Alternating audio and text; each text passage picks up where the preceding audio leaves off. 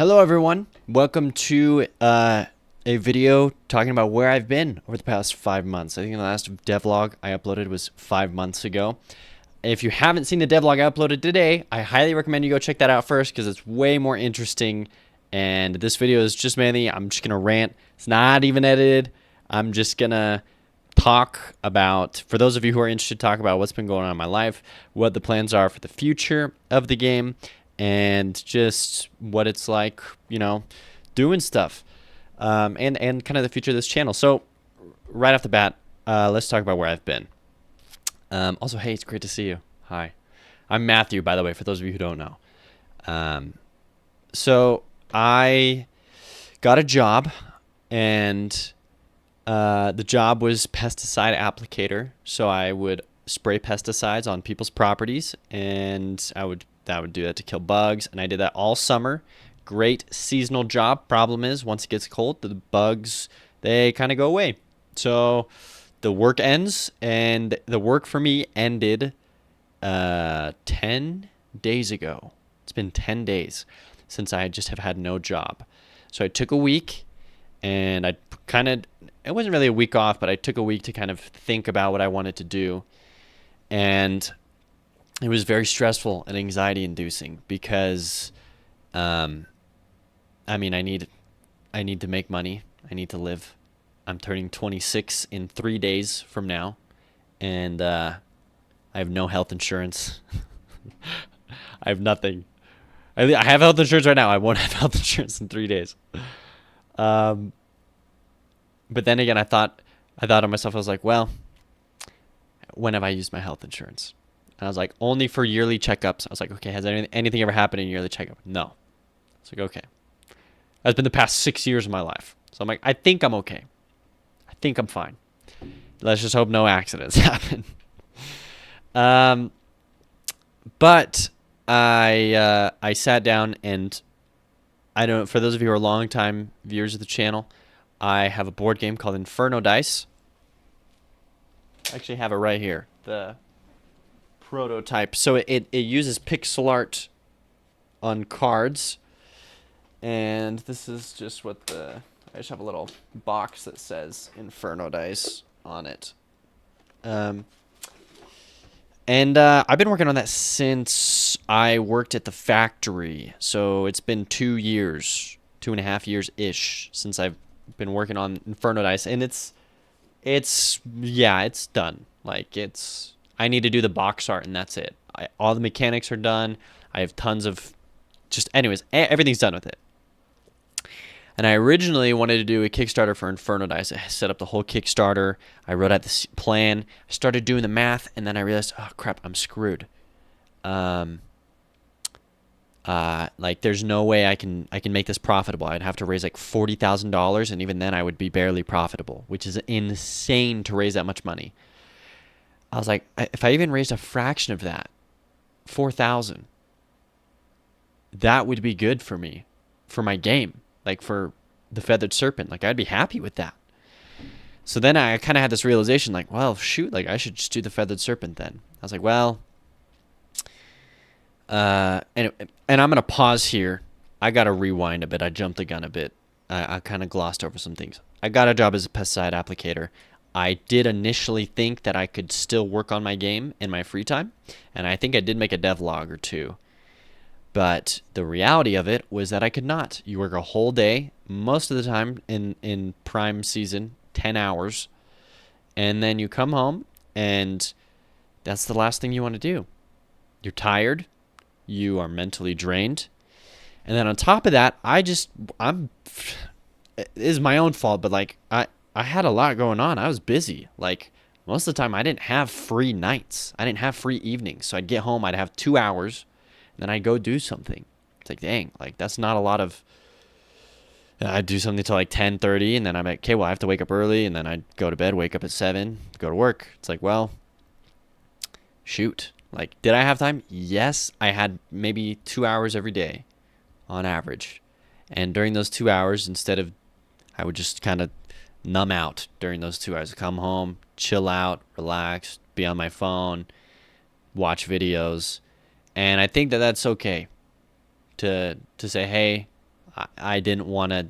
I could have, but I didn't want to. So now that I have this free time and I have a little bit of money saved up, I've given myself. So that's why I didn't make videos. So then towards the end of the season, I was like, okay, I'm going to save up some money. So I did. I have enough money to get me through December. January is where I'm going to have to start thinking of other things. But I mapped out my game and I said, look, if I actually work hard and I treat it like a job and I work 8 hours a day on my game, I can get this thing done in 55 days. No, I think it was 45 days. And I have 55 days. Or at least at the time when I did the math, I had 55 days. I think I have 48 days or something now. So I was just like, well, dang, okay. And just what I had planned for the game. So it's still a very small game. So another thing that I had to consider was, hey, when I did a Kickstarter, the Kickstarter didn't work last time I did a Kickstarter for the Feathered Serpent, and that was really hard on me. Which, by the way, I've been trucking along the Feathered Serpent for 3 years now. So I was like, look, I have to set myself up to not fail, no failure. So I was like, okay, I had this money set aside. I'm good until the end of December, and I was like, I have enough support from family and friends. Even if all my friends are like, screw you, I have enough support from just my family, just my dad, who's invested in me and in this project, that I know I can get roughly $1,000 from my dad. I mean, he's offered me more than that, but last time I did the Kickstarter, he put $1,000 into it, and that was just my dad. Just my blood-related dad. I know that I have other siblings. I know that I have other friends. I know that I have other brother-in-laws who are super willing to donate and help me out.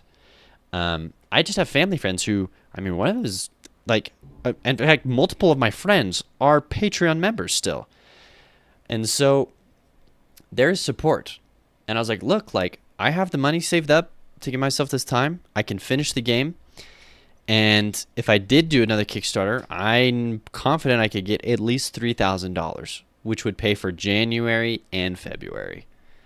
So I'm like, okay, sounds fine to me. I'm fine just doing that. And then whatever comes after February comes after February. So worst case scenario, this is if I fail, that's what's happening.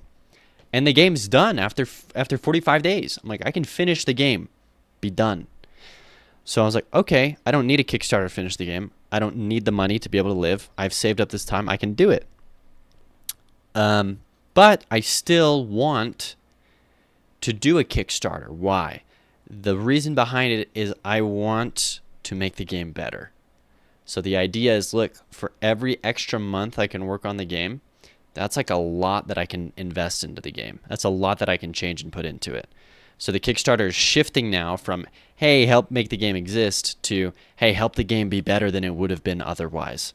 So, I need roughly $2,000 a month. So it would be the initial goal would be I think I'd put it higher than 2,000, but I could probably only put 2,000. And it's oh, it's fully funded up to 2,000, easy.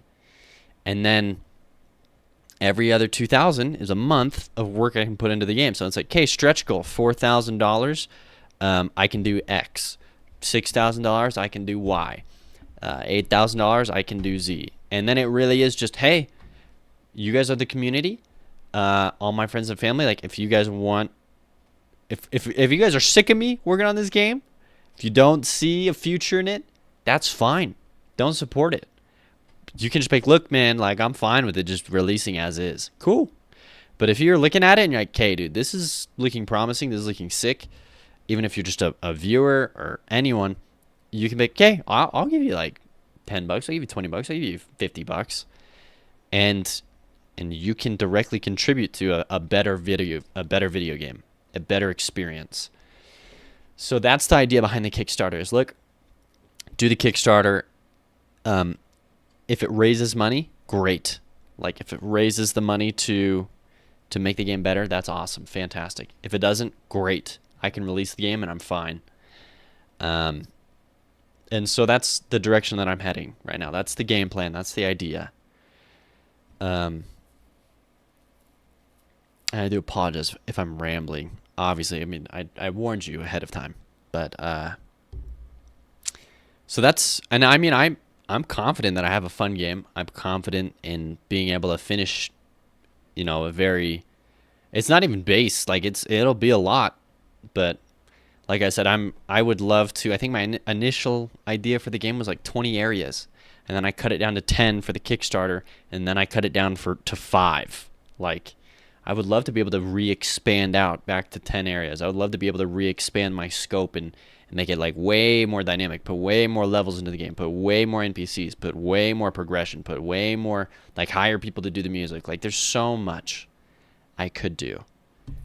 So I'm fine. I've made peace with it now. And I'm excited to, frankly, to work on it, finish it, get it done.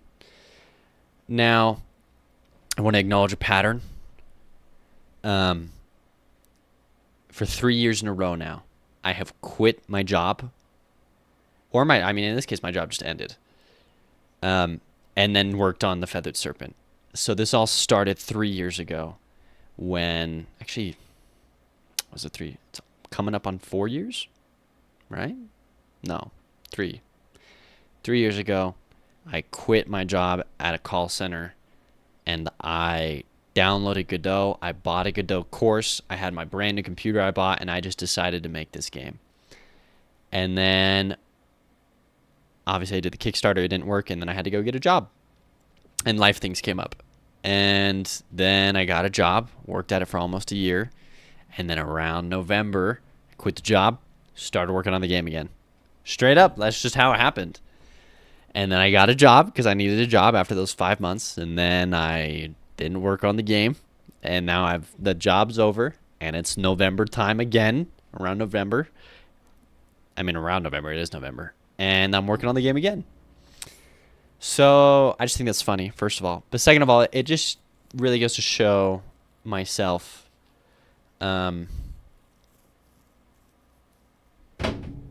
I guess it shows some positives and negatives. Positives, it shows that I'm committed to this project, and it's on my mind, and I think about it a lot, and I want to come back to it and finish it. Negatives, it shows that I'm not capable of working a real job and doing a game on the side. It's just a bit too difficult for me, and that's fine. I'm kind of over the whole idea of pushing myself to an extreme to try and like work a real job and then also do all this side hustle stuff and then also have all my social life and then also deal with being married. And so yeah, I'm being nice to myself, showing some self-compassion. Yeah, with that being said, I am going to start streaming every day. Because streaming really helps me stay accountable and helps me work hard 8 hours a day, which is what I said I need to do to make the project a success. So you can expect streams every morning starting at 7:30, going till 3:30. Those times might shift, obviously, sometimes, but for the most part, that's the schedule I want to stick to. And I also am planning on releasing a couple YouTube videos that I have written out. Let me go ahead and read. I'll just tease a few here. If you've listened to me ramble for 14 minutes, you deserve to know some of the fun stuff that I have coming up. The 15th, so in 2 days, I have a video planned called The Last Real Indie Games. 17th, I have a video coming up called Can AI Create Video Games? I'm excited for that one. Spoiler, it can. 20th, obviously, is a devlog. That's a Monday. 22nd, well, this is where it gets a little variable because obviously it's just feedback and knowing what happened. But I want to do a video on this. I stumbled across this in doing my research with crowdfunding for my board game. But what happened to crowdfunding? I might be late to this video. That's fine. I'm doing it more because I'm interested and I want to make the video. But there's a difference in crowdfunding as it was 5-10 years ago and its current state today. And there's a lot of cool things that went into that I was looking into, a lot of cool changes and a lot of things that happened that made it shift and change. Before, briefly, the idea is that before it was Kickstarter. Like, people could throw out an idea. People could throw out like something bare bones or just a concept and it would get funded. And there still are some like that today. But for the most part, that has shifted, and now it is more like kick finisher. And you need to have like 90% of your project done. People want a full working game. They want a done board game. They want most of the art done. They want most of it done.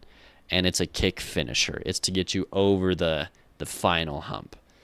And I just find it's a really cool thing. And there's a cool like moments in Kickstarter's history and projects that happened where you can see it shift and change. So I'm excited for those videos. That's it, everyone. That's where I've been. I'm doing great. I have some facial hair I should probably shave. But I'm happier than ever. I'm excited to be working on the game again. And I'm stoked to be making videos again. Even if it is just for a brief time period again, you can bet you guys I'll be seeing you next November. It's a trend.